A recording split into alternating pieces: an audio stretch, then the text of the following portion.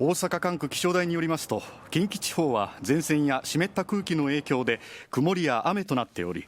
向こう1週間も曇りや雨の日が多くなる見込みだということです。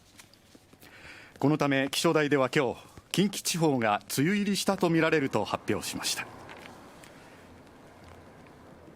近畿地方の梅雨入りは平年より8日、去年より16日早くなっています。